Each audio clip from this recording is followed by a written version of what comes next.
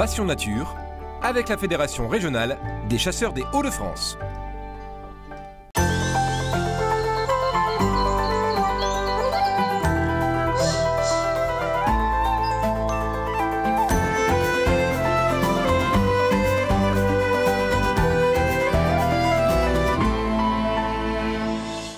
Bonjour à tous et bienvenue dans Passion Nature. Je vous le présente depuis ce bocage magnifique de l'Avesnois. Deux animaux tête d'affiche de ce Passion Nature, le furet et le lapin. Nous allons voir comment la Fédération des chasseurs du Nord s'emploie à une meilleure répartition du lapin sur le territoire. Les capturer dans les endroits où ils sont en surnombre et les relâcher dans des endroits où ils ont complètement disparu. Et pour ça, les chasseurs ont un auxiliaire extrêmement précieux, le furet. On va tout de suite voir un élevage de furets et aussi une capture. Allez, on y va.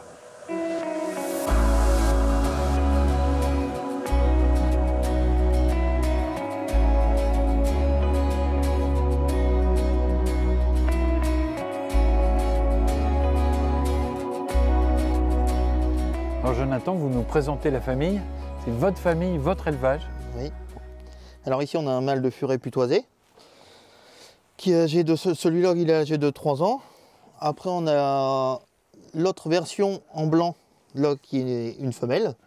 Donc c'est les deux principales espèces utilisées chez nous, les deux coloris principaux, donc le putoisé et le blanc.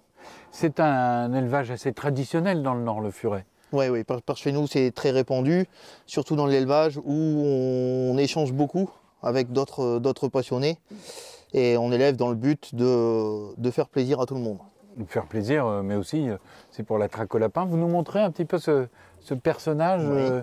Vous me dites que c'est un animal très familier. Oui, très familier, à condition de s'en occuper régulièrement.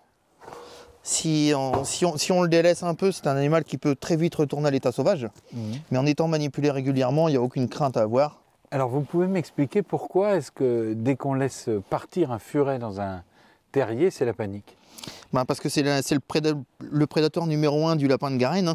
C'est le cousin du putois, hein, donc forcément, dès qu'il a l'odeur, le lapin, dès qu'il a l'odeur, il n'est pas forcément obligé d'être au contact. Rien que l'odeur du furet dans les galeries suffit à faire sortir le lapin. Comment ça se fait que le furet qui part dans sa galerie à la recherche de son lapin de Garenne, il revient vous voir après? Il est tellement familier que... Ils sont habitués, des fois, le fait rien que de parler au trou, de siffler. Il y en a assez pour les faire remonter. Et ben on va les emmener, on va voir ce qu'ils valent sur le terrain. Merci. Allez, on y va. Allez.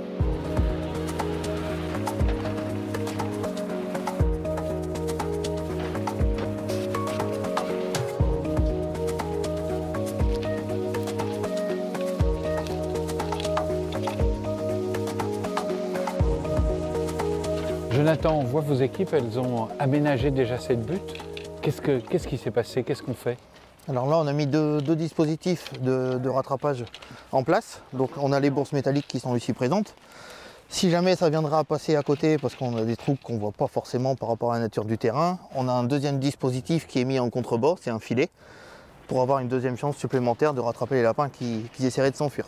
Alors, vous appelez ça les bourses métalliques, c'est-à-dire ce sont des pièges qu'on met dans le terrier. Voilà, donc le fonctionnement est très simple. Il n'y a aucun risque pour l'animal, hein. Donc on a une trappe métallique qui se lève au passage du lapin et qui se referme derrière lui. Une fois qu'il est à l'intérieur, il n'y a pas de risque de blessure, il n'y a rien du tout. Et dans ce petit bois, dans cette butte, vous en avez mis partout parce que tout communique? Donc tout communique. Ici on est sur un biotope qui est assez bien fréquenté, donc on a quand même un grand réseau qui va sur, ici le cas présent, une quarantaine de mètres de long et tout communique, donc ça peut sortir n'importe où. Jonathan, vous avez plusieurs types de furets, vous avez des furets avec des caractères différents. Effectivement, on va avoir des furets qui sont innés, qui sont faits pour ça, qui ont l'instinct de chasseur. Après, on va avoir des furets avec des tempéraments beaucoup plus calmes.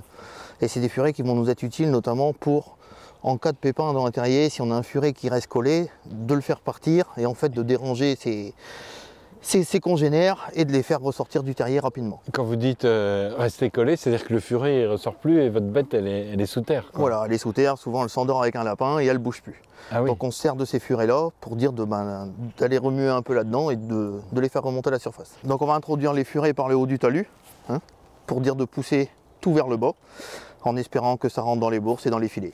C'est un peu un jeu de patience aussi. Oui, il faut être patient, oui. Alors là, il vous en manque un. Oui. Mais c'est plutôt... Qu'est-ce que ça signifie? C'est plutôt bon signe. Tant que les furets restent sous terre, c'est qu'il y a des lapins. On revient. On n'a jamais perdu de furet.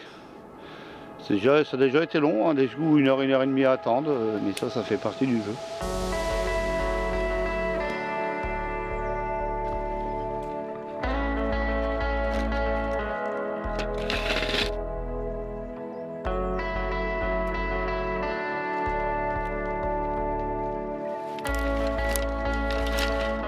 Bastien, on vient de voir toutes vos équipes pour cette reprise. Pourquoi est-ce qu'il faut comme ça réguler les populations de lapins ici? Ici, c'est essentiellement des dégâts agricoles. On puisse voir, ici on est en périurbain, donc on a tout l'effet de la grosse population de lapins ici dans ces zones, et puis ils viennent s'alimenter dans les cultures voisines. Alors on a vu, il y a beaucoup de lapins, au moins sur cette petite butte. Oui. Le lapin, c'est un animal qui se reproduit énormément. Énormément, oui. On peut aller jusqu'à 5 voire 6 portées par an, avec entre guillemets 3 à 5 jeunes par portée. Une forte concentration ici, mais ailleurs, on manque de lapins. Effectivement, on a des zones où on ne voit quasiment plus de lapins. Et donc nous, notre importance, c'est justement d'aller récupérer des lapins là où il y a en surabondance et de pouvoir après les donner à nos gestions de territoire, nos territoires voisins où il y a justement un manque de lapins, quoi. Alors on voit que sur ce territoire, sur cette petite colline, il y avait quand même 2-3 lapins par terrier. Quelles sont leurs habitudes de famille? Donc par famille, donc il y a toujours 2-3 femelles et après 1 ou 2 mâles qui peut se situer dans la compagnie, on va dire ça comme ça. Et après, l'équilibre écologique du territoire va se rétablir? Oui, tout à fait. Ici, il n'y aura pas de souci, on pourra revenir l'année prochaine, il y aura une repopulation qui sera même peut-être meilleure, parce qu'il y a eu quelques prises de lapins, donc ça va peut-être avoir une plus grosse dynamique de population qui pourra revenir plus facilement. Pour bien comprendre le sens de toutes ces captures, eh bien, on va rejoindre Cécile, qui est maraîchère ici et qui constate des dégâts sur ses cultures.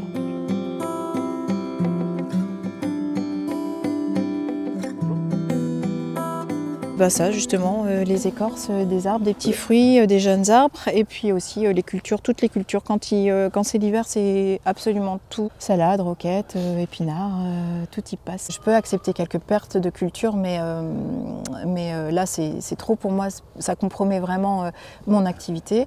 Et ce que j'espère, c'est que l'équilibre avec la faune et les prédateurs du lapin se fasse naturellement à l'avenir.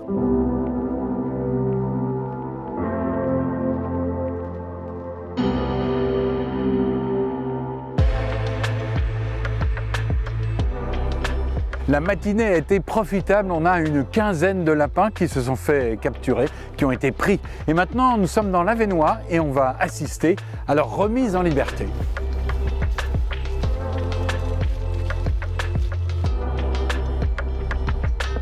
Francis, on est chez vous ici et vous avez besoin, sur votre territoire, vous avez besoin de lapins. Tout à fait, tout à fait. Et on en a de plus en plus besoin puisque, comme vous pouvez le constater, vous allez vous apercevoir que dans le bocage avesnois, il y a de plus en plus de haies qui n'existent pratiquement plus. Si vous regardez par exemple celle qui est là, on voit à travers, donc pour les lapins c'est très mauvais. Par contre, quand on a ici des garennes qu'on a aménagées près de grosses haies pour leur permettre justement, une fois qu'ils seront acclimatés, de pouvoir aller gambader joyeusement là-dedans. Et c'est une zone qui ne va pas être chassée? C'est une zone qui ne sera pas chassée pendant X temps, le temps que les comptages nous confirment s'ils sont en surpopulation ou pas en surpopulation. On va voir si ça marche. Parce que vous avez des secteurs où le lapin est considéré comme gibier et d'autres où est-ce qu'il est considéré comme nuisible. Sur des garennes, on essaye de remettre plusieurs familles. Donc là, un mâle, d'un côté un mâle et une femelle, de l'autre côté un mâle et 2 femelles.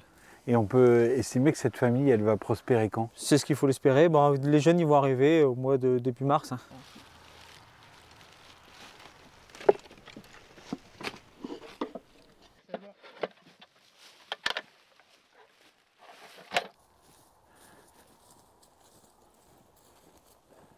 Voilà, le crépuscule tombe sur l'Avesnois. Il est temps de passer à la séquence de comptage et ça se fait de nuit.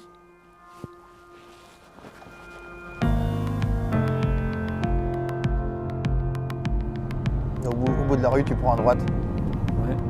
Après, on prend le premier chemin par rapport à la carte, le premier chemin à gauche. Ouais, c'est ça. Juste après le centre équestre.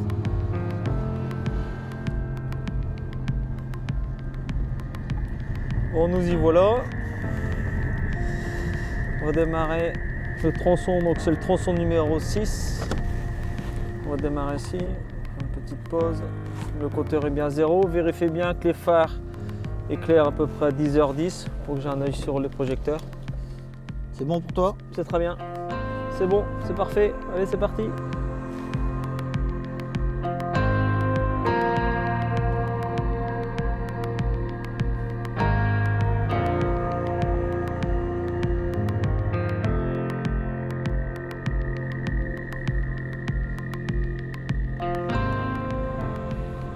On a quelque chose À droite, là, à Joe, droite. bouge pas, Ouais. là, bouge pas. Une perdrix grise.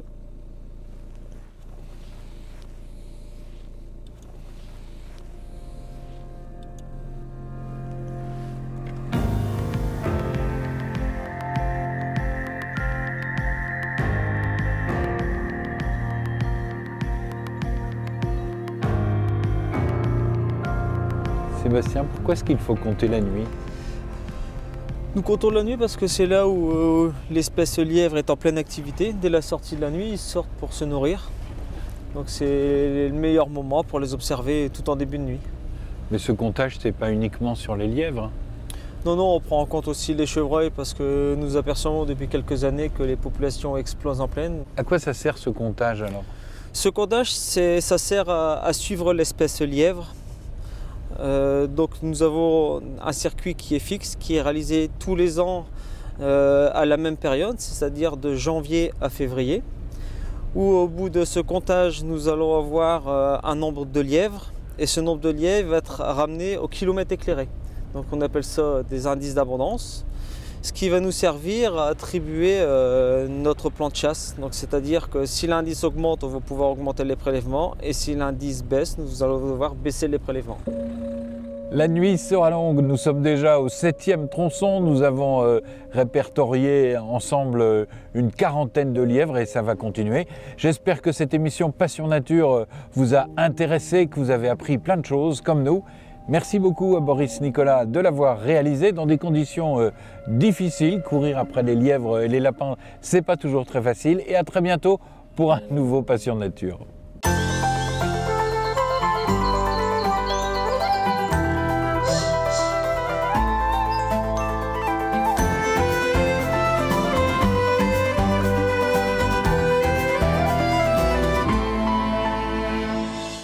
Passion Nature, avec la Fédération régionale des chasseurs des Hauts-de-France.